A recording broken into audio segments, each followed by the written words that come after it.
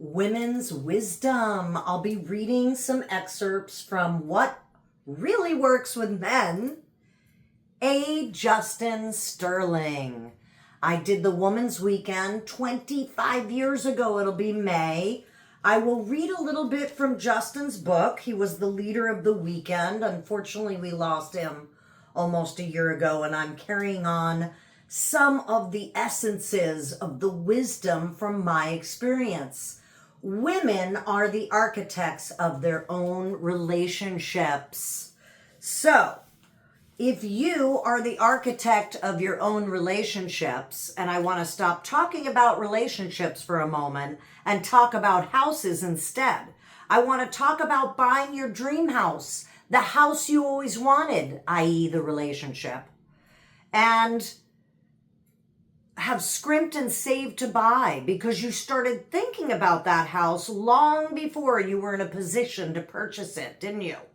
When you actually begin looking for your dream house, you have a very detailed picture in your mind. You know that you want a ranch, you know that it has to be, or a Cape Cod, a big kitchen, a small one, a skylight, a fireplace, a living room. Ladies, I want you to start thinking this way when you are architecting, I made up a word, your own relationships. What does it look like? How does it feel? How much time do you want to spend with him? Is it 7 days a week? Are you on your second marriage and maybe he lives in another state? That would be nice. All different ways relationships can look, but you are the architect, the designer of your own relationship. What do you say you want? I want you to sit down and really think about it. Is it a short-term recreational? Hey, I just got divorced. I want to have a little fun. Is it a long-term committed relationship? I'm ready for marriage. I have the essentials I need. I've done my fun. I've gotten it out of my system.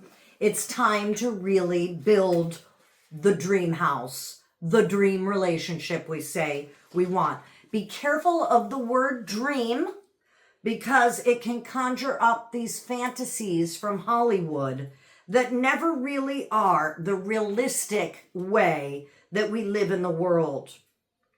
Now, let's say you don't go about buying your house that way. Let's say you find a house that has some features you want, but isn't in terrific condition. Of course, it's in a good location, and you can get it for a lot less money than you had been prepared to pay.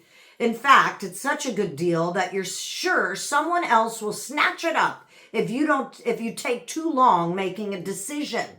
Besides, your landlord is about to raise the rent and make you sign a new lease. It's now or never, you tell yourself. Thinking that with the money you save, you can redo that horrendous kitchen.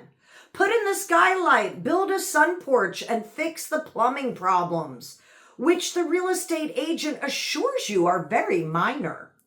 You compromise your vision of the house you've always wanted to buy. Then you spend a small fortune remodeling and repairing this house. It seems like every spare moment and every spare dime goes into that darn house. You want to kick yourself for buying it. Yeah, don't do that. Don't buy the house that has some of the features. Put down your clear essentials. Let's say there's 3. Let's say there's 5. Let's say there's 7. I like those numbers. See what you like. Try it for yourself. Like I always say, don't trust a thing I say. Experience it for yourself. You want to be the architect and the designer of your own relationship. Why? Because if you buy a fixer-upper, you can't change him. Ladies, you can't change your partners, period. Okay, why invest in short-term rewards instead of long-term results? Okay, so what's happened to us ladies over time is that in the last 30 years, we've had to go out in the world and slay the dragons and bring home the bacon for ourselves. However, we also need to go home and be in relationship with our partners. This is where you really want to understand.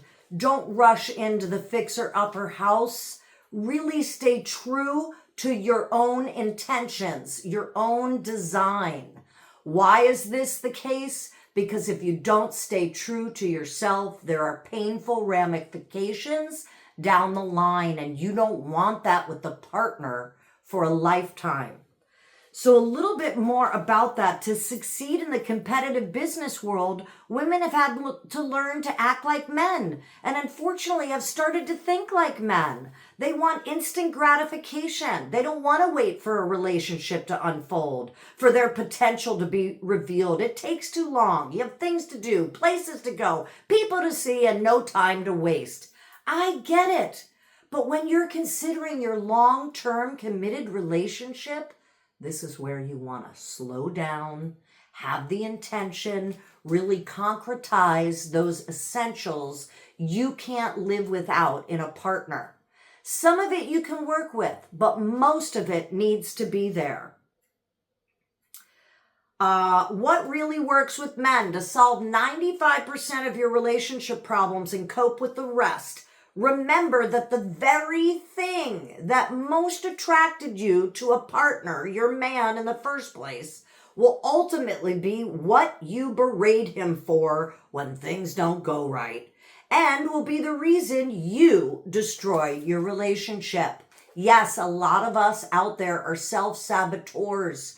We don't believe that we're deserving. Yes, you are. Work on those things for yourself that allow you to design and create the dream house, the dream relationship that you say you want. I'm going to leave it there for today. Thanks for being with me. Cheers.